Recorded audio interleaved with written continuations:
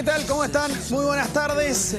21 de agosto en esta jornada de jueves con Tropicol, sorprendiéndonos como siempre. Sale el sol, llueve fuerte en la mañana, también ahí hubo un margen en donde parecía que estuviesen lanzando el agua con balde, pero la verdad es que es difícil descifrar el clima. Ahora un poco de temperatura más cálida, eso sí. Pero recordar que estamos ahí en un proceso de alerta por el tema de los sistemas frontales que se están manifestando acá en estos días, algo que debería durar al menos hasta el fin de semana. Nosotros iniciamos una nueva jornada de multiversos con varias temáticas que abordar. Vamos a estar hablando de historia, de divulgación científica desde la astronomía, también con experimentos y mucho más, pero no podemos dejar de lado lo que está ocurriendo con la contingencia. En particular, lo sucedido en Argentina, vamos a estar detallándolo también, y lo que está ocurriendo acá en territorio nacional. Hay salidas de ministros.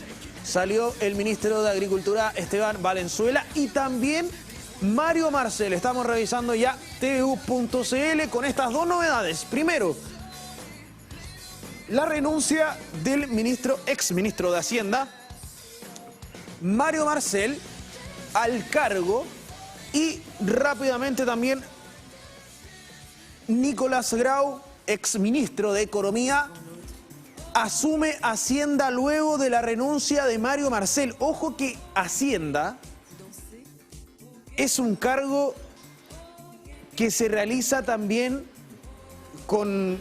conociendo todo lo previo. Entonces hay harto de conocimiento que tiene que existir, sobre todo en un periodo como este, ya de finalización de gobierno. Es por eso que Nicolás Grau, quien maneja mucho de aquellos temas, asume entonces el Ministerio de Hacienda. Tenemos una vacante, dos vacantes que fueron también ahí solucionadas rápidamente. Agricultura y también desde Hacienda.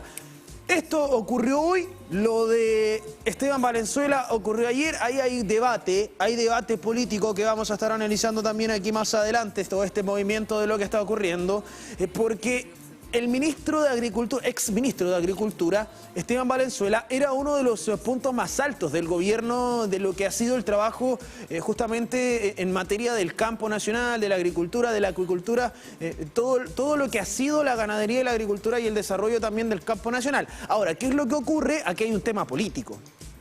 Usted sabrá, lo hemos estado conversando, que estamos en proceso de parlamentaria. Se esperaba que se fuera una lista única, la coalición del oficialismo, pero bueno, el partido del exministro de Agricultura, de Esteban Valenzuela, decidió ir por lista separada, y eso generó movimiento en también gabinete. Así que por ahora eso es lo que se conoce. Recordar también ahí, el presidente Gabriel Boric hará a las aclaraciones correspondientes, así que dos salidas. Sale el exministro de Agricultura, Esteban Valenzuela, y también sale el exministro de Hacienda, Mario Marcel.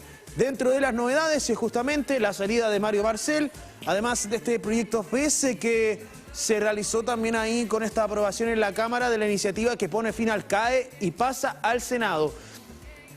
Recordar que esta ha sido una de las insignias de este gobierno también, no solo la reforma previsional, que era algo que buscaron promover durante mucho tiempo y que se logró ya, sino que también el fin del CAE, la condonación al CAE también. Ahí hay algunos detalles y algunos matices. Nosotros le invitamos a que pueda leer este proyecto, que se puede informar acerca del proyecto. Lo tenemos aquí disponible también la información en diarioconcepcion.cl y también en tvu.cl y en los medios UDEC, porque es importante también para conocer cuál es la proyección que hay con este proyecto FES, y además en paralelo qué es lo que ocurre, cuáles son las implicancias en caso de que esto se apruebe.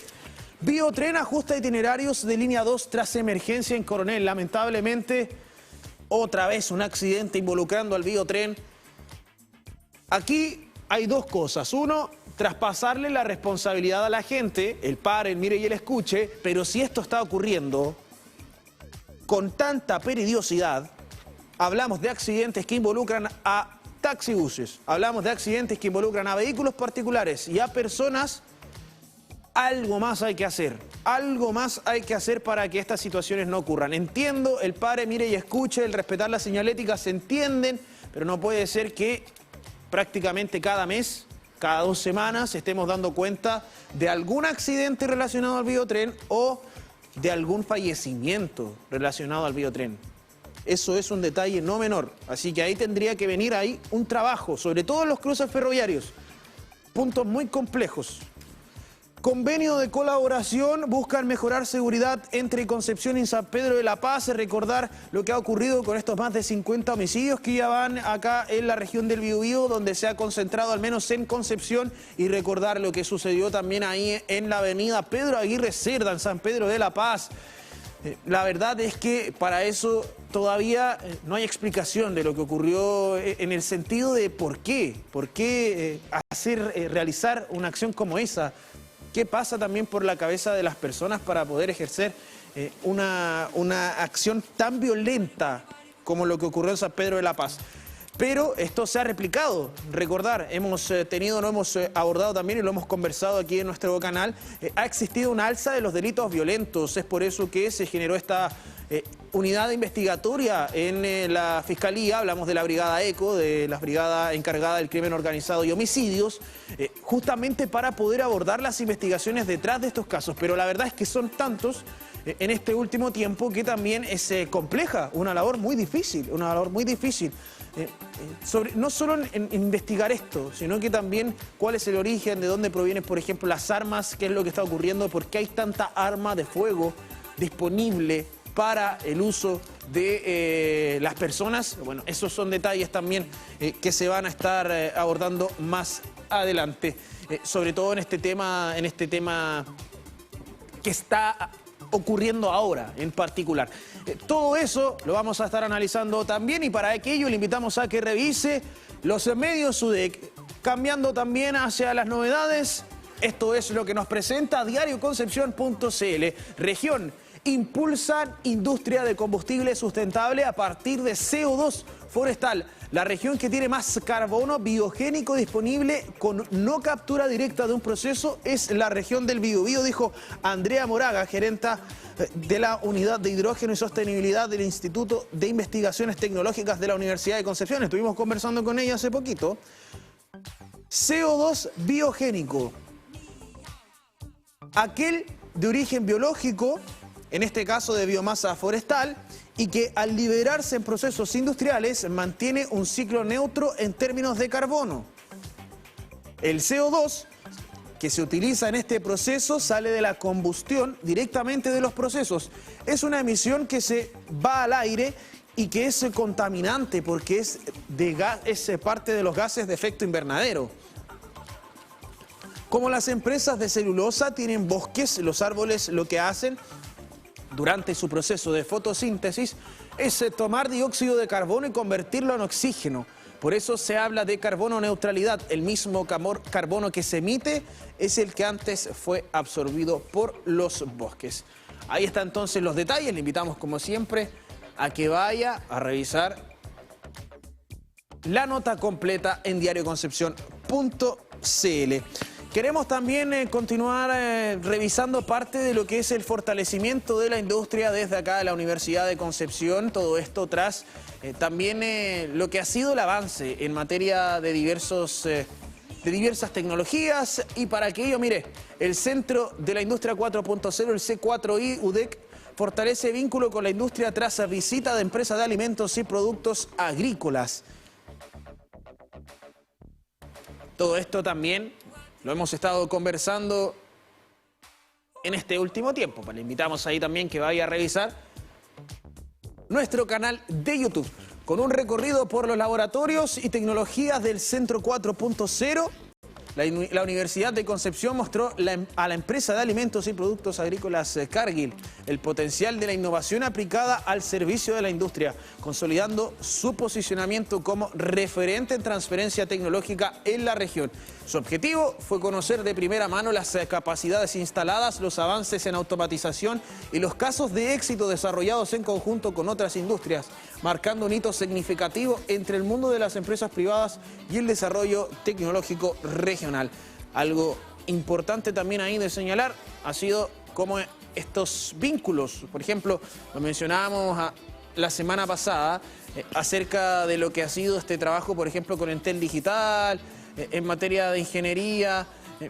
Todo esto ha generado también una instancia de vinculación entre la Universidad de Concepción y las empresas, pero también emprendimientos. Así que algo que impacta directamente en el mercado lo que se hace en investigación, tecnología, desarrollo, innovación y emprendimiento acá en la Universidad de Concepción. Hemos estado hablando esta semana también acerca de aquello.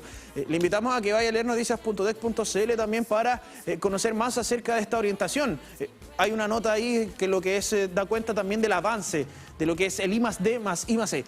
Queremos también pasar a revisar otra nota que está ahí destacada, usted lo podrá ver, está en nuestro portal tvu.cl. Voy a posar. Iniciará una nueva etapa bajo el alero de Copas Coastal de la Universidad de Concepción. La ceremonia de traspaso se realizará el martes 26 de agosto a las 12 horas en el auditorio Alamiro Roblero de la Facultad de Ciencias Físicas y Matemáticas de la Universidad de Concepción. Todo esto también para continuar en el monitoreo de las características oceanográficas y atmosféricas desarrollada a través del Fondequip 140134 y fondeada por primera vez en 2016 por el Centro de Ciencia del Clima y la Resiliencia, el CR2, de la Universidad de Chile, será oficialmente transferida al Centro Copas Coastal de la Universidad de Concepción. Vale mencionar que la UDEC cuenta con una destacada trayectoria en monitoreo oceanográfico y desde agosto de 2024 ha venido apoyando la operación de posar. Tras un periodo de más tensión en tierra, la boya fue nuevamente fondeada con éxito el 13 de julio de 2025, quedando operativa en la estación 18 ubicada a 18 millas náuticas frente a la costa de Dichato en la región. Un sitio emblemático para la Universidad de Concepción, ya que por más de 2 décadas ha sido clave para mediciones oceanográficas. Todo esto también es parte, por ejemplo, de lo que mide condiciones meteorológicas, salinidad. Son varias las variables también que permiten ir recepcionando estos datos que posteriormente son analizados y que permite realizar también ciencia en torno a lo que es también esta nueva etapa que va a vivir posar bajo el alero de Copas Coastal de la Universidad de Concepción. Se lo habíamos mencionado al principio, la noticia del momento es lo que está ocurriendo al otro lado de la cordillera. Lamentablemente, otra vez la violencia empaña un escenario que debió haber sido una fiesta, que debió haber sido deportivo y que genera diversas reacciones. Una, ¿qué pasa con la seguridad? ¿Qué pasó también ahí en materia de organización? Y otro, ¿qué es lo que está ocurriendo con las barras? ¿Por qué tanta violencia en los estadios?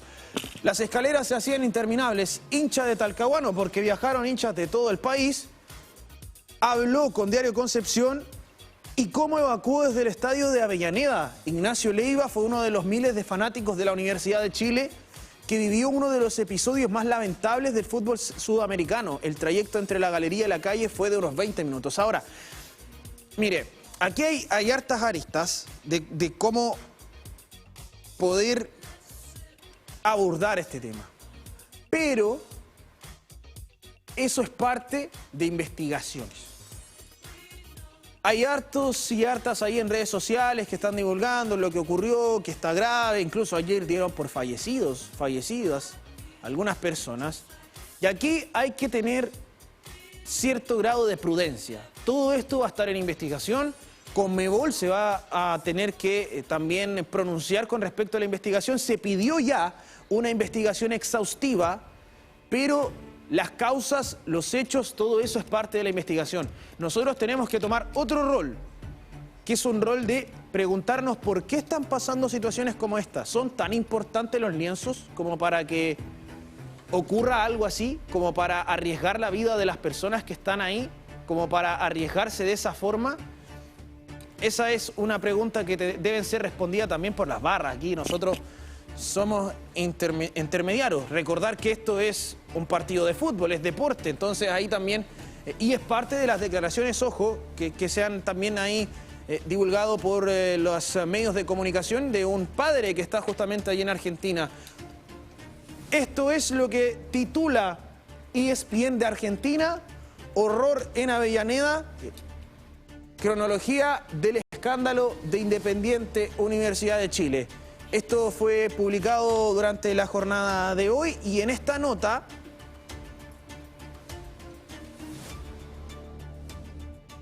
se da cuenta de lo que ocurre minuto a minuto, o cronológicamente, podríamos decir, porque según lo que se ha conocido y según lo que han indicado medios también, esto no inició en el estadio, esto inicia fuera del estadio, antes de que inicie el partido. ¿Quién lanza la primera piedra? ¿Quién enfrenta primero a quién? Da lo mismo eso. El tema es que cómo se da un escenario, bajo qué contexto se da un escenario para que esto ocurra. Ese es el detalle. Eso es el detalle. Ahí es lo que hay que ahondar. ¿Qué es lo que pasa con la seguridad? Por ejemplo, ¿cómo se da, bajo qué contexto se da de que una hinchada visitante se encuentre en una galería superior a escasos metros de la hinchada rival, con 3.500 personas, más de 3.000 personas en el estadio, sin presencia policial o sin un espacio de resguardo? Por lo general se deja un espacio vacío, se les pone unas vallas, las denominadas vallas papales, para que la gente no pase de cierto margen, pero aquí estaba completamente desatado el caos. Y en relación también a lo que fue algo que tiene relación con la organización. ¿Qué pasa con la seguridad? ¿Dónde estaba la seguridad? ¿Dónde estaba la seguridad fuera del estadio? ¿Dónde estaba la seguridad dentro del estadio? Pero ¿por qué no hubo medidas? Esa es una de las aristas también, con las imágenes gravísimas, que llegan niños, niñas, adultos, adultas. Estas imágenes también las revisamos en nuestro matinal Siempre Juntos durante la jornada de hoy, y si usted la ve, la verdad es que son muy complejas de analizar. Es por eso que no hay que centrarse, y ahí también queremos que usted también lo pueda ver desde esa forma, en qué ocurrió, quién fue el primero. No, es que estos empezaron, nosotros reaccionamos. Eso ya en este punto pasa a un segundo plano. Completamente pasa a un segundo plano. Aquí lo que importa es que hubo hinchas lastimados de Independiente, hubo hinchas lastimados de la Universidad de Chile, si bien digo, y también hubo incidentes fuera y dentro del estadio. Y eso es el tema. Hubo violencia en contra de los hinchas de la Universidad de Chile también fuera del estadio. Y todo esto tiene que ser parte de una investigación. Todo esto tiene que ser parte de una investigación exhaustiva, donde se dé cuenta de qué ocurrió realmente. Imagínense, mire ahí también las imágenes en algunos videos de lo que ocurrió fuera del estadio, el accionar ahí también de quienes estaban encargados de mantener el orden y seguridad. Tampoco se ve que que hayan reaccionado de forma ordenada, o sea, que haya existido un protocolo, porque desde Independiente se decía, hay un protocolo, pero en las imágenes no se ve que hay un protocolo de acción. ¿Cómo ingresan hinchas de Independiente también a la galería donde estaban hinchas de la Universidad de Chile? Bueno, todo eso es parte de lo que se irá respondiendo con el tiempo. Lo importante es recordarlo y ser majaderos en aquello. Lo importante es que las personas que se encuentran en este momento heridas puedan ser tratadas y puedan volver a nuestro país. Porque recordar también que hay personas que están detenidas.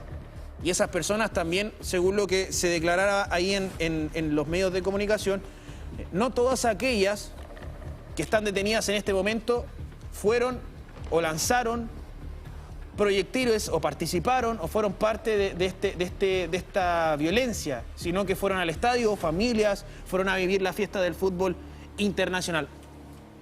Todo queda en investigación, entonces ahora recordarlo, lo importante por el momento es que aquellas personas lastimadas puedan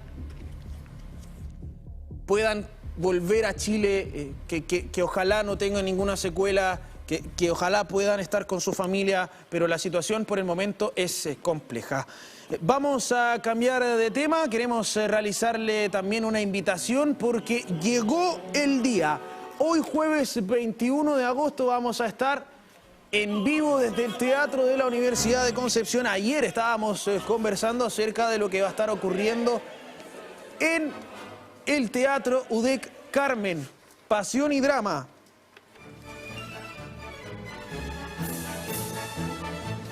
Hoy desde las 18 horas con una antesala, con invitados e invitadas, y luego llegará la obra. 150 años de Carmen. Pasión y Drama. Además, recordarlo también, 71 años del Coro Sinfónico de la Universidad de Concepción. O sea, se conmemoran 2 aniversarios, 150 años de su estreno de Carmen y además 71 años del Coro de la Universidad de Concepción. Y van a haber más de 100 artistas en el escenario. Y la orquesta también. No, si no, va a ser espectacular. Yo le digo, va a ser espectacular. La invitación entonces, vamos a estar en vivo y en directo a través de nuestras multiplataformas a partir de las 18 horas y después también vamos a estar ahí con el show en vivo. 18 horas vamos a tener una antesala, 19 horas en vivo y en directo con Carmen a través de las pantallas de nuestro canal. Queremos cambiar de tema. Está con nosotros Lorena Astudillo, jefa de carrera de Geografía de la Universidad de Concepción. ¿Qué tal? ¿Cómo está? Hola Matías, ¿cómo estás? Todo bien, muchas gracias. Gusto de verla. Leticia. Ah, verdad, perdón. Leticia Astudillo, Sí. jefa de carrera de Geografía de UDEC. ¿Qué tal? ¿Cómo está? Muy bien, gracias por la invitación. Muy contenta de volver a estar acá con ustedes. Sí. Sí. Consultarle, doctora, por el contexto. ¿Qué la trae aquí con nosotros en esta jornada? Hay una sorpresa. Claro. Bueno, siempre desde nuestra disciplina, geografía, siempre tenemos muchas novedades y sorpresas. Y en esta ocasión, bueno, vengo a invitarlos a participar en una actividad muy bonita que tenemos programada para mañana viernes, ¿ya?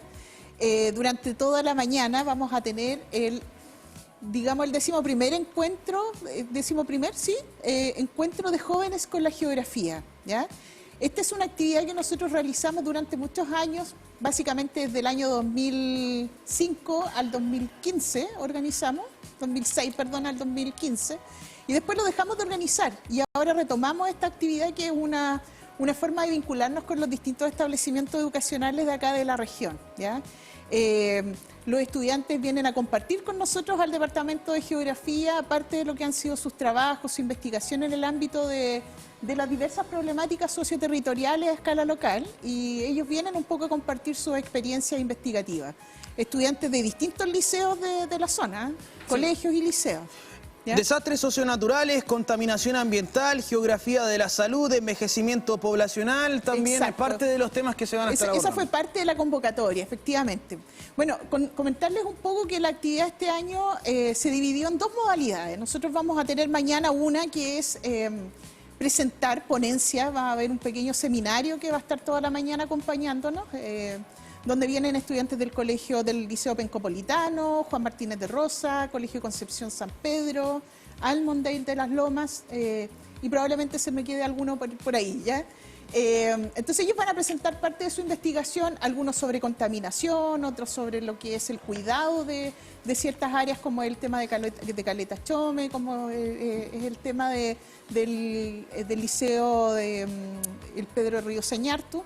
Entonces ellos vienen a compartir parte de su investigación, vienen con sus profesores, vienen pequeñas delegaciones de colegio a mostrar estos trabajos, pero también tenemos una segunda modalidad que es la que nos ha estado acompañando toda esta semana, ¿ya? Si ustedes entran a nuestro Instagram, ¿cierto?, de la FAU, de la Facultad de Arquitectura, Urbanismo y Geografía, van a encontrar reels que prepararon los estudiantes de los liceos. Hay 7 reels y están compitiendo. ¿Cuál es el premio? Por el reels que tenga más me gusta, más reacciones. El reels que tenga más me gusta se va a ganar un dron y además una salida pedagógica. Así que ahí están, los 7 reels han estado desde el lunes a las 12 del día, están publicados, van a estar hasta mañana a las 10 de la mañana. Y está bien peleada la cosa, ¿eh? Ahí hay dos liceos que están compitiendo fuertemente, claro. Ahí está la invitación. Claro, y está, bueno, ahí está el reels del liceo del... Vamos al feed. Claro, pero por ejemplo, como te decía, hay dos que están con mucha Apretemos ahí pregunta. eso. ¿Sí? Bajemos. Bajemos y ahí vamos a encontrar, por ejemplo, el primero de los reels los vamos a encontrar un poco más abajo, ¿ya? Justamente ese Ahí que está, está, mira. Uy, es tiene harto. 1577, el que lleva, hasta hace un rato el que llevaba más, que este es el Liceo Pedro del Río Señartu de Hualpén. Además, un liceo que antiguamente también participaba mucho de estas actividades de vinculación. Y bueno, como les decía, el premio es un dron, el dron ya está ahí en la oficina esperando. Obviamente el profesor que se encargó de comprar el dron para el establecimiento se preocupó de varias cosas, entre ellos que tuviera un par de baterías de repuesto y todo lo demás. Y que fuera O de sea, fácil viene con manejo. todo. Es un muy buen instrumento para el colegio. Y además una salida pedagógica, que eso hay que coordinarlo con el profesor dependiendo de los contenidos, pero la idea es que sea dentro de lo que es el Gran Concepción, del Gran Concepción Metropolitano, que puede ser, no sé, Santa Juana, Lota, Tomé, no sé. Ahí hay que coordinar con el profesor a cargo del curso. Y usar el dron. El dron y la salida pedagógica, o sea, claro. Bueno, ahí también hay que tener ciertos permisos, tampoco queremos entrar como en... tampoco queremos entrar sí, hay una cantidad de gramos, todo. Sí, claro, sí, no vamos a entrar ahí en polémica. Pero es que se puede hacer también ahí capacitaciones más adelante. Exactamente. Y bueno, y ahí tenemos, por ejemplo, el del Juan Martínez de Rosa también era el que llevaba el segundo lugar, el que está acá, el de la derecha. Están ahí mismo, están cerquita. Sí, no sé cuántos lleva, ¿dónde Creo se que ve? este pasó arriba, ¿no? No, 1500 tenía el otro. Oye, mira. Este tiene 1200, ¿ves? 1295. 1577, claro. sí. No, sí, Están estaban. ahí. Pero hay otros que también han alcanzado un alto nivel de votación. Oye, también. pero este igual está bonito. Sí. Mira. Y ellos son sobre contaminación. Está bonito el sobre está contaminación, sí. Un liceo muy emblemático también, Juan Martínez de Rosa. Después de haber estado viendo los reels, conversábamos con varios colegas y varios hicimos práctica ahí en nuestra época de estudiantes de pedagogía. Así es que no, está entretenida la competencia y como te decía, bueno, tiene esta doble modalidad. Hay algunos que van a presentar además en formato de presentación su reels y otros que vienen con presentaciones nuevas. Ya también, bueno, se me olvidaba, también viene el Liceo Luis de Álava, de Florida, también nos va a acompañar. Mira, comentar un poco que este también es un trabajo que estamos haciendo ya hace bastante tiempo con el CADE de nuestra universidad, tratando de generar un mayor vínculo con los establecimientos PASE, ¿ya? Con los cuales la universidad trabaja de manera continua. Entonces también ese es un poco el objetivo, lograr también dar a conocer las disciplinas de geografía. Sabemos que geografía no es una disciplina que esté muy fija en el colegio, se enseña a través de lectivo, entonces también la idea es que los estudiantes, los chiquillos conozcan, las chiquillas conozcan lo que es la geografía. Sí, de hecho, ahora yo lo he estado viendo harto, por lo que fue también este cambio que hubo en historia y geografía. Exacto. Hubo una reducción también ahí, lamentablemente geografía quedó... Y ahí quedamos como el pariente pobre, porque en realidad geografía, claro, si antes se enseñaba siempre dependiendo si quedaba tiempo para no sé, después que pasaba el contenido de historia, ahí veías un poco geografía, pero ahora... salen los contenidos de geografía, sobre todo en la enseñanza media, pero quedan también los electivos, y ese ha sido como un nicho de trabajo que hemos tenido nosotros en los últimos, yo diría que en los últimos años, donde hemos tratado de estar apoyando también a profesores de colegios. Hemos tenido visitas de establecimientos. Hace poco nos visitó el Colegio Concepción Pedro de Valdivia, vino a conocer el Departamento de Geografía, tuvo un par de talleres de sistemas de información geográficos. El año pasado también tuvimos bastante trabajo con, no sé, con el Liceo de Niñas. Entonces, igual estamos haciendo cosas y justamente aprovechando este nicho de los electivos que ofrecen en el ámbito de geografía algunos colegios. Sí, ahí es algo también que hay que volver a rescatar, porque claro, se fue desplazado un poquito, todo esto producto también de estos cambios en la educación, que trajo de recordar, trajo también reducción de arte, trajo reducción de educación física. Claro, y además... filosofía también. No, y además, mira, si tú miras el contexto nacional, o sea, hace poco tuvimos este tema del terremoto en Rusia, el tsunami, y ahí viene la pregunta, bueno, ¿por qué la gente todavía no desconoce los efectos que esto puede tener en el territorio? Y eso pasa mucho también por la formación. O sea, si tú no... Nosotros vemos que se están mermando los contenidos de geografía en los planes y programas, lógicamente parte de eso tampoco es porque eso no muchos Claro. lo ven como algo prescindible, pero en realidad es muy importante conocerlo. Sí, sobre todo ahora que hablamos de prevención, de la gestión de riesgo de desastre, todo Exacto. esto tiene Por relación ejemplo. con conocer cómo se compone nuestro territorio. Sí. Oye, y comentarte también, hay un reel que es bien bonito. A ver, ¿no? veámoslo, busquémoslo. Hay uno que es sobre fútbol. A ver, veámoslo. Tú que hablabas Sí, hace poco rato del problema sí, que hubo tremendo. entre la U de Chile y Independiente. e Independiente. Ahí está, mira. Claro, y un poco también tiene que ver con las barras. Y el foco que tiene este trabajo desde el punto de vista territorial es hablar desde el centralismo. O sea, cómo tú potencias también lo que es lo regional, la historia regional a través de lo que es el fútbol. Mira. Sí, no, está bien interesante el enfoque que le dieron los chiquillos. Mira, vamos a estar hablando nosotros de Arturo Fernández Vial, pero no del Mira. equipo, sí. No, del equipo, claro, No, pero- de la persona. Claro, y este trabajo, mira, Del almirante. lo presentó el colegio, el Almond de Lomas de San Sebastián, en cuarto medio. Ellos presentaron 3 reels, ya 3 cursos distintos, así que ahí van a estar también, están compitiendo. Pero la competencia está... Hay algunos que ya han alcanzado ya un nivel de votaciones bastante amplio. Sí, mira, ahí Mira, mezclando también lo ODS. Claro, los vinculan con lo ODS. No, sí, Oye, está buen bien trabajo. interesante, súper buen trabajo. Completos. Me No, llamaron la atención. Mira, yo lo vi y dije, oye, aquí aclara muchas dudas de varios estudiantes que han querido hacer su tesis, bueno, y la han hecho en temas de fútbol. Sí, no, qué bueno. Y todo esto previo a la entrada universitaria, hay que decirlo, o sea, hay y aquí también nos permite ver y dilucidar un poco el tema de la brecha tecnológica, cómo ya saben usar y pueden hacer videos sin mayores inconvenientes y porque nacieron en esta generación que Claro. está haciendo esto hoy en día, nació con la tecnología, entonces Exactamente. quizás lo sí. que para nosotros nos cuesta un poco más, ya para ellos es algo Sí, natural. no, totalmente. O sea, de hecho, hoy justamente hablaba en una clase con unos estudiantes que es lo que uno hacía en sus tiempos libres en la sala de clase. Claro, ahora están con los teléfonos, pero antes uno se la ingeniaba con otros juegos. Doctora, queremos invitarle también para que después, una vez ya tengamos los resultados, se realice mañana. Yo voy a estar ahí mañana, así que nos vemos Bueno, mañana. bienvenido. ahí Desde vamos las a 9 de la estar. mañana, así que Sí, vamos a estar ahí 9:30 tempranito. parte esto, bueno, a las 9 para la acreditación y ya a eso de las 12:40 está programada la entrega de los premios y los reconocimientos a todos los que participaron en esta actividad. Bueno, ahí vamos a estar despachando también en vivo y en directo mañana a las 9:30, así que nos vamos a Gracias. encontrar allá. Dejarla invitada también para que una vez que ya conozcamos al reel ganador, se realice esto también, vengamos con el colegio ya Claro, para por hablar también de supuesto. estos procesos de vinculación entre la facultad, la carrera y también los establecimientos educacionales escolares acá en nuestra región. Muchas gracias. No, gracias a ti. Queremos también invitarles a recordar, porque vamos a estar nosotros con una transmisión especial durante esta jornada de hoy. La ópera llegó al Teatro de la Universidad de Concepción, se va a estar presentando Carmen. A las 18 horas en vivo y en directo vamos a estar con la antesala y luego a las 19 horas con el evento. Nos vamos a una breve pausa y ya regresamos con más de Multiversos.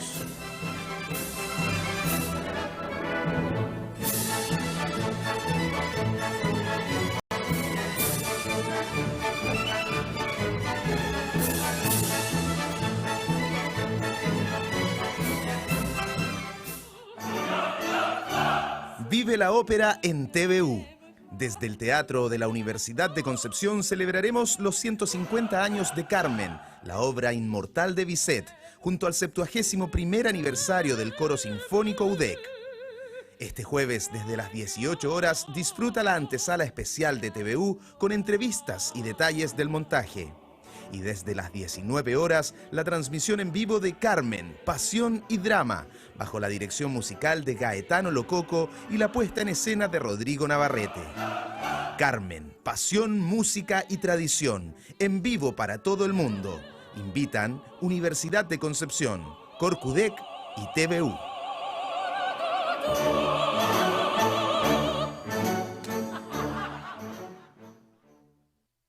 Cuando miramos el mar, ¿qué vemos? Desde la Universidad de Concepción vemos ciencia, arte, biodiversidad y trabajo. Vemos nuestro futuro. Nos preguntamos por la vida en sus profundidades y buscamos descifrar sus misterios para crear conocimiento y progreso. La UDEC y su comunidad científica te invitan a mirar el mar, valorarlo y cuidarlo, porque su presente sustenta nuestro mañana.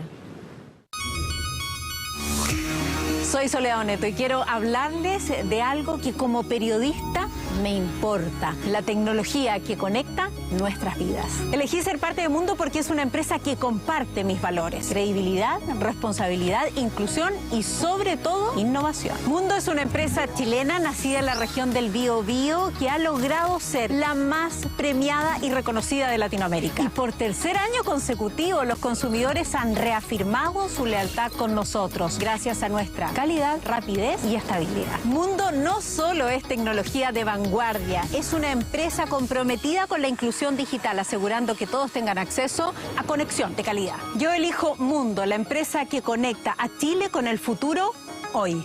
Conócenos en tumundo.cl. Innovación, tecnología y compromiso al alcance de todos.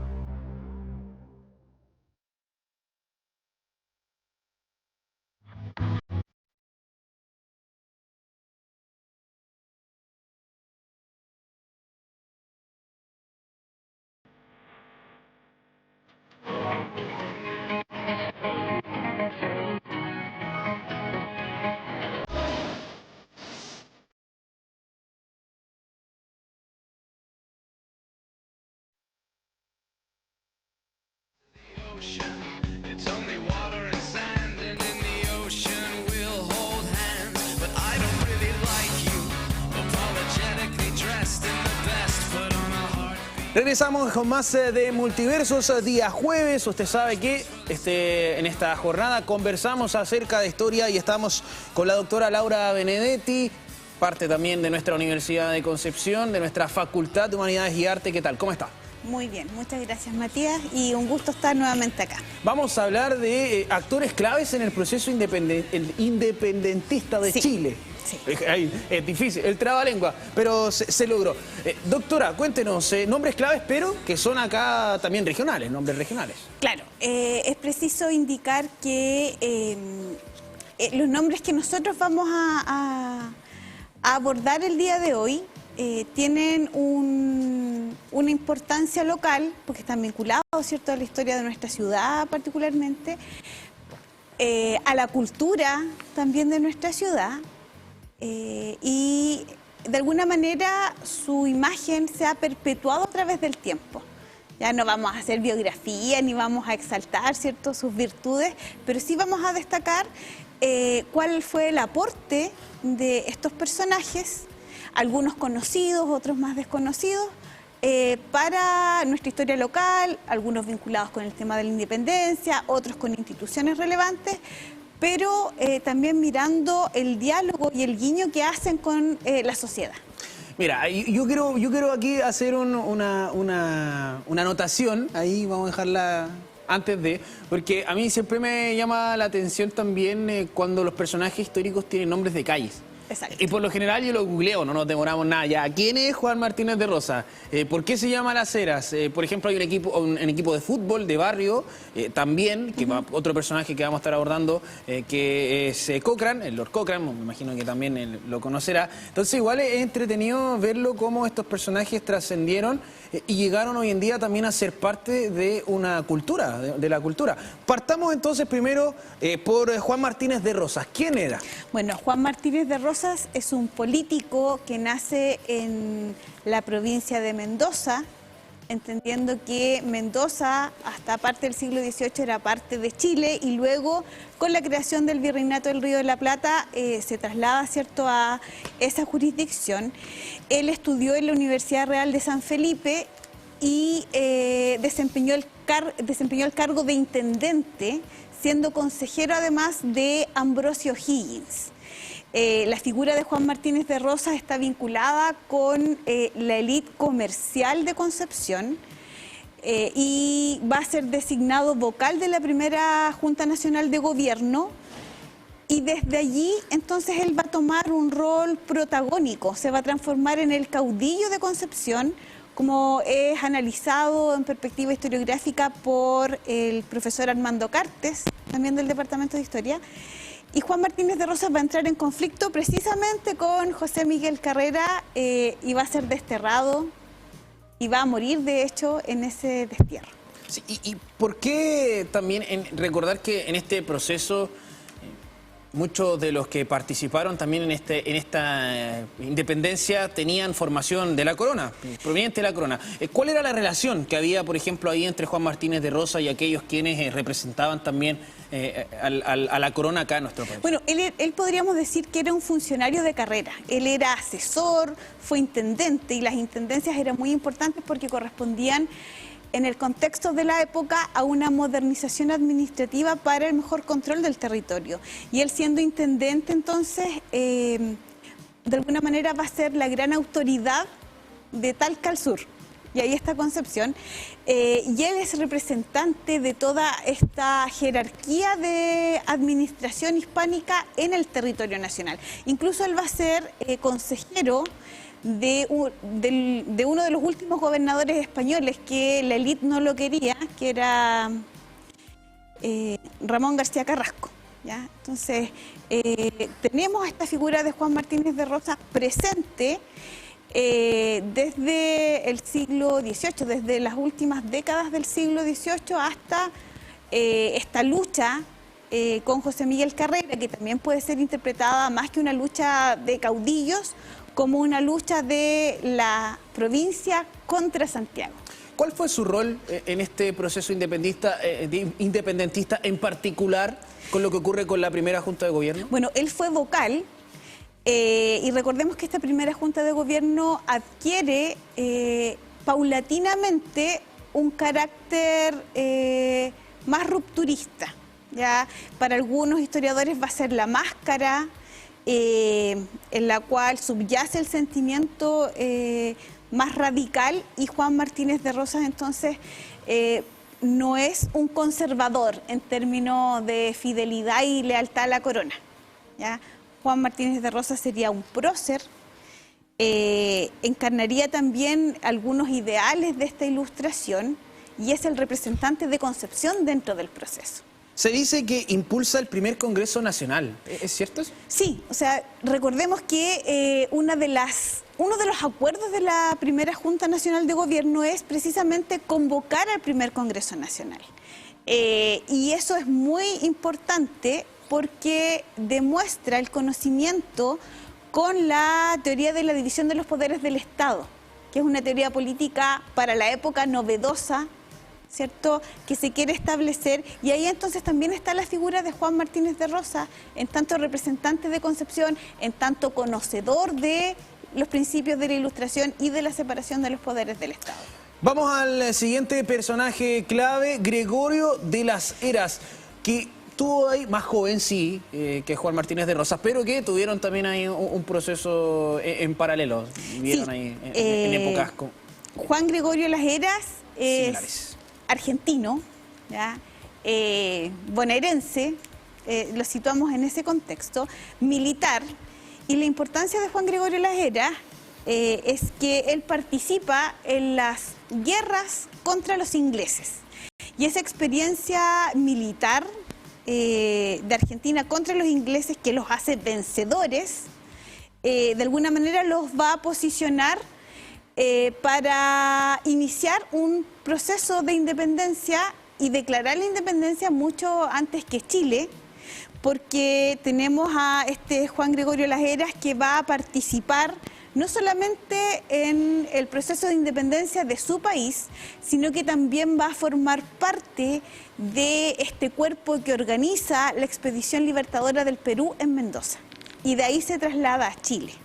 Y debemos recordar que el Ejército Libertador se organiza en Mendoza. Mendoza va a ser, no es porque yo haya estudiado allá, pero Mendoza va a ser la cuna de este Ejército Libertador, va a financiar este Ejército Libertador, Y desde allí entonces van a pasar a Chile y Juan Gregorio Las Heras va a tener un rol muy destacado en las batallas que consolidan la independencia nacional.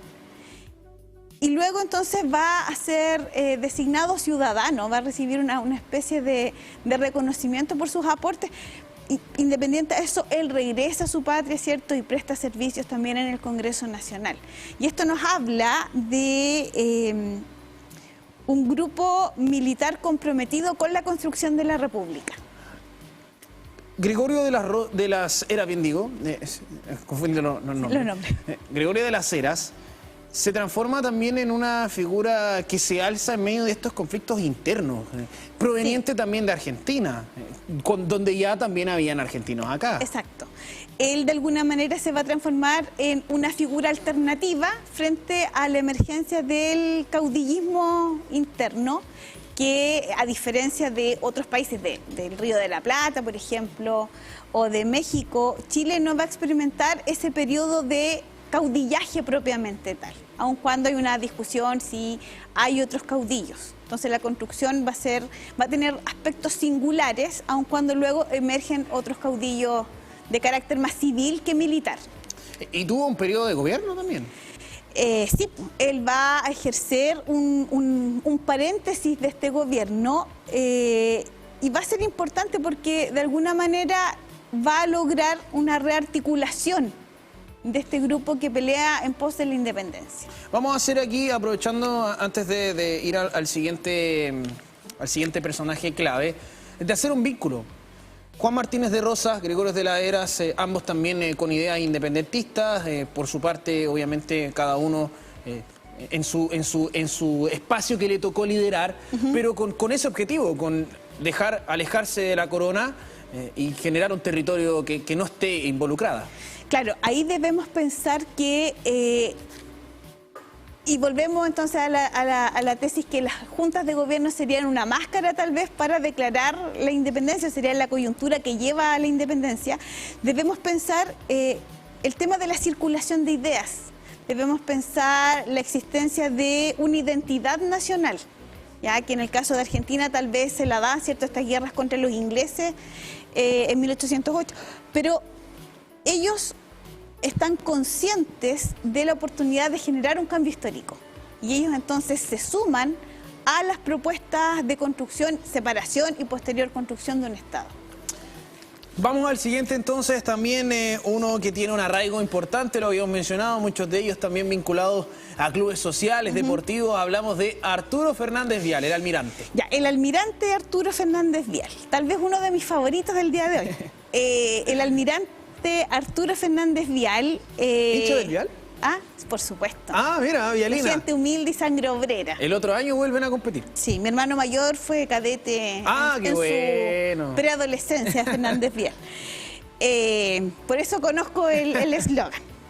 Así que mi familia es vialina.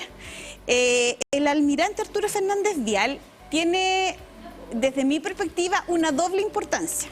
Porque primero él ingresa con 14 años a la escuela militar y en un periodo de 2 años es aceptado como marino. O sea, es un adolescente que ingresa a la Armada, casi un niño que ingresa a la Armada, y él va a participar también, pensemos 1875, 1879, con cerca de 18 años en el combate naval de Iquique. Y lo habíamos mencionado, que en el combate naval de Iquique estaba Arturo Fernández Vial, que va a ser reconocido, y ahí está como su segunda importancia, como una figura de confianza dentro del mundo obrero. Él va a ser el representante, él va a mediar en el conflicto de la huelga de lancheros y estibadores de 1903. Y su intervención va a ser tan reconocida que al club deportivo que se funda en esta ciudad, de origen ferroviario, le cambian el nombre a Arturo Fernández Vial en honor a este almirante que goza de las simpatías del mundo obrero a nivel nacional.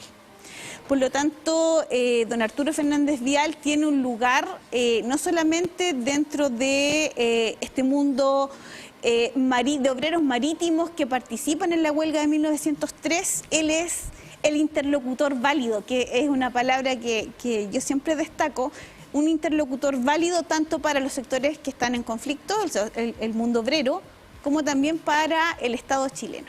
Si bien no es un actor clave en el proceso de independencia, como tal, como los otros, pero sí es también en estos conflictos internos que se dan en un proceso, lo hemos mencionado desde varias perspectivas, claro, complejo. la construcción de la nación, la Claro. sociedad la transformación en una sociedad que busca la justicia social. Entonces aquí tenemos este referente que, claro, alguien podría decir, ya, pero es un miembro de la élite. Sí, pero desde su lugar él conoce y por eso es reconocido como un interlocutor válido para el mundo obrero, y por eso el club deportivo lleva su nombre. Y también cumplió roles gubernamentales. Claro, debemos pensar que él como almirante cumplió también un rol importante al servicio del Estado chileno, ¿ya? Él, destaquemos que va a vivir o va a conocer la crisis político-institucional que va a llevar a la guerra civil. No obstante, a él ser parte de la Armada, goza de la simpatía del movimiento obrero, y lo planteo de esa forma porque la Armada tradicionalmente se vincula con los sectores de élite y va a ser opositor al gobierno de Balmaceda. Entonces ahí hay algo interesante que analizar. Sí, ¿y por qué también estas figuras comenzaron a ser necesarias en estos procesos de destrabar todo lo que estaba ocurriendo también y de generar este diálogo? Porque no existe la comunicación, no existe el WhatsApp en esa época, no existe el mensaje. Y tampoco la legislación obrera. La legislación, entonces se necesitaba que una figura fuese la voz. Exacto, y mediar entonces en este conflicto frente a la ausencia de una legislación social, frente a la ausencia de reconocer la huelga como un instrumento válido, se recurren a estas figuras que son reconocidas, que podrían ser la antesala a lo que posteriormente desde la óptica institucional se va a llamar los tribunales de conciliación y arbitraje. Previo a las declaraciones de huelga, entonces ahí encontramos a la figura de el almirante Arturo Fernández Vial. Vamos con el último de la jornada, Francisco Bilbao Barquín, escritor, filósofo, político. Ya, don Francisco Bilbao, nosotros lo vamos a ubicar en este Chile del siglo XIX, liberal, opuesto a la hegemonía del Partido Conservador. Nos queda uno. Perfecto. Del Partido Conservador, conoce la revolución de 1830, por lo tanto él está imbuido en los ideales. De hecho va a fundar un periódico que es El Amigo del Pueblo, nombre que él toma prestado de esta revolución guiando al pueblo, ¿cierto? Y él llega a Chile, se articula junto a otros disidentes políticos vinculados al liberalismo, a la disminución del poder del Estado, a la disminución, de la Iglesia, a la disminución del poder del Ejecutivo fuerte, que era de los conservadores, y va a fundar la Sociedad de la Igualdad. Esta Sociedad de la Igualdad que no solamente corresponde a la primera agrupación política transclase, porque aglutina, él es un miembro de la élite chilena, pero también va a aglutinar a elementos del mundo artesanal, del mundo popular artesanal.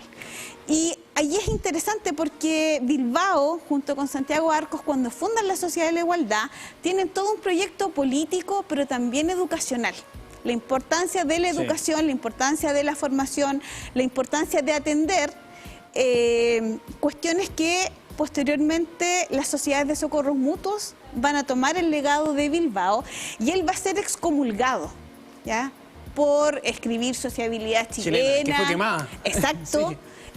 Y por lo tanto él encarna la expresión del progresismo del siglo XIX. Sí, y tenía una visión bastante no aceptada, por decirlo, en ese momento. O sea, no clerical, podríamos decirlo incluso en algunos espacios, y usted me corregirá, también un poco más, digamos, socialista, podríamos decir. Claro, está imbuido del socialismo utópico, entonces... Sí.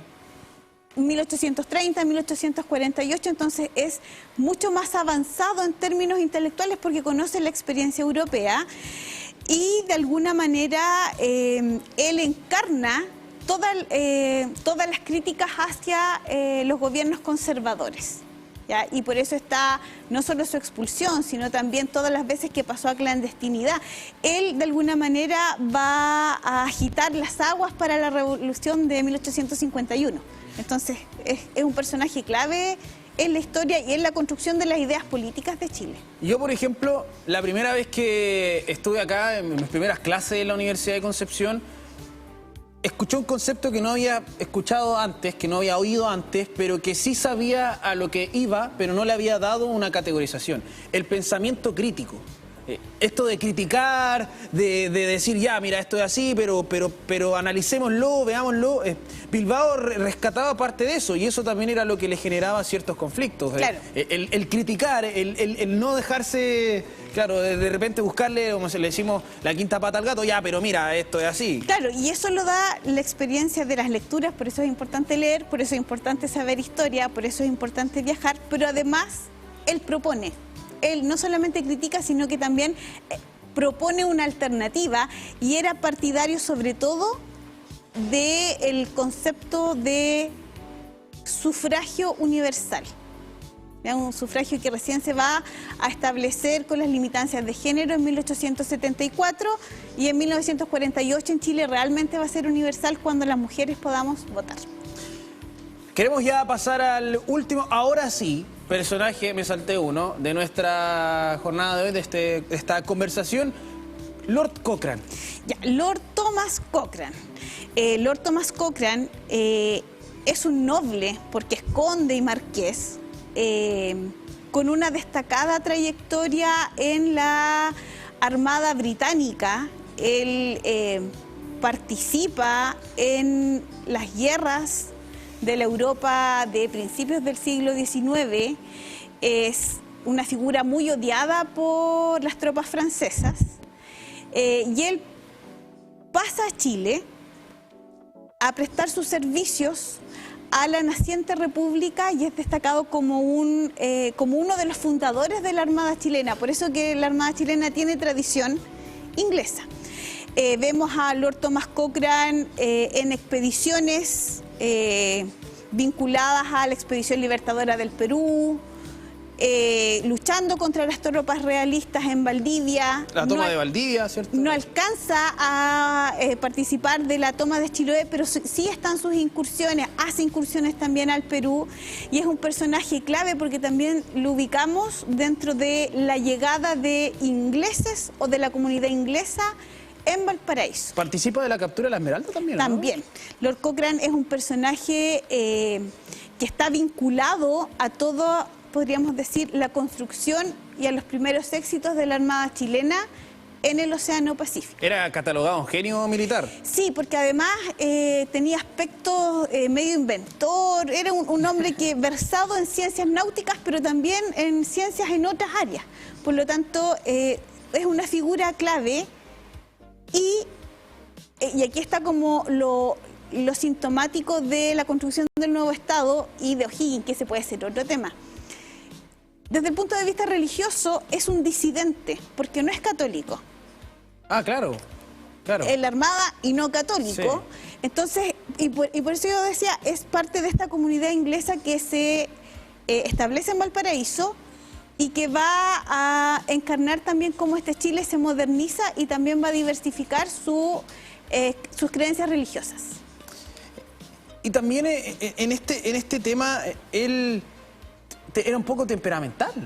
No era muy fácil lidiar con él. A ver, Lord Thomas Cochrane, además de ser y de tener una vasta trayectoria, va a estar al servicio también de Brasil en algún momento, sus conocimientos y su expertise náutico. Yo diría que más que temperamental es un hombre de carácter o comprometido con sus convicciones, porque él, como noble, se esperaba que contrajera matrimonio con otra persona de su misma categoría, pero él contrae matrimonio con una mujer de ascendencia española, lo que le lleva a perder el derecho de herencia familiar. Por lo tanto, es un hombre que construye su patrimonio a pulso y al servicio de esta naciente república. Claro, ahí voy a hacer mi propio camino. No necesito. Claro. Yo me voy a forjar mi historia. Y quedó en la historia. Exacto. Y tuvo conflictos con San Martín también. También, de hecho, ese es lo que lleva a Cochrane a retirarse de la Expedición Libertadora del Perú. Sí, ahí, bueno, parte de lo que ocurre también en esto entretenido, porque a mí me pasa que cuando vamos haciendo estos enlaces, como que todo va calzando, es como armar un puzzle, como un rompecabezas. Entonces vamos poniéndole pieza a los rompecabezas y ahí vamos generando una mejor visión de lo que nos quiere demostrar también la historia. Doctora, agradecerle también por estar con nosotros en esta jornada, como siempre también ahí realizando este proceso de memoria necesaria, y lo comentábamos, con esta reducción en los horarios de historia en la aula, bueno, tenemos un reforzamiento también en nuestra vida cotidiana. Doctora, muchísimas gracias. No, muchas gracias a ti, Matías. Queremos también invitarles, porque ahora vamos a abrir nuestro baúl de curiosidades. Yo creo que vamos a tener que tener un baúl aquí, porque nosotros nos gusta mucho a usted también que conozca diferentes temas y datos freaks. Y ahora, ¿sabía usted que existen animales que duermen muy poco o que prácticamente no duermen? Así es, esto es algo que se da en nuestra naturaleza, incluso con algunos animales que usted reconocerá muy fácilmente. Existen algunos ejemplares que no duermen de la misma manera que los humanos, eso está clarísimo, y otros que parecieran no dormir nunca. Entre estos últimos se encuentran, por ejemplo, los tiburones, delfines, ballenas y algunas aves como los vencejos alpinos. Los tiburones, por ejemplo, necesitan estar en movimiento constante, mientras que los delfines y ballenas necesitan subir a la superficie para respirar. Los vencejos alpines, por su parte, pueden pasar meses en vuelo continuo realizando microsueños mientras planean. Algunos que no duermen o duermen muy poco: tiburones, delfines, ballenas, jirafas, caballos, elefantes. Digamos, vamos a darle un margen. Dormir poco, máximo 3 horas. Nosotros dormimos 9, o sea, deberíamos dormir 9. Por ejemplo, las morsas pueden permanecer despiertas hasta 84 horas seguidas. Y los peces también, que tienen horarios de descanso, periodo de descanso y actividades que dependen de la luz y la temperatura. Pero parte ahí de lo que ocurre con el sueño. Ahí estaban nuestros datos curiosos también de la jornada. Y sí, hablamos también de día jueves en Multiversos, tenemos que mencionarlo a él porque también cada jornada de jueves nos acompaña Paul Calderón, divulgador de EDACATA, candidato a doctor en Ciencias Físicas de la Universidad de Concepción. ¿Qué tal, Paul? ¿Cómo estás? Todo bien, gracias por la invitación y siempre un placer acompañarlos los jueves. 3 temas de divulgación astronómicas para esta jornada. Partimos con lo que ocurre con la atmósfera del exoplaneta TRAPPIST-1. Bien, en realidad los temas que vamos a hablar hoy tienen que ver siempre con el telescopio James Webb. Este gran telescopio que fue enviado a orbitar el punto de Lagrange, que es el telescopio espacial más grande que tenemos, y son los últimos grandes descubrimientos. El primero que mencionas es la atmósfera del planeta TRAPPIST-1b.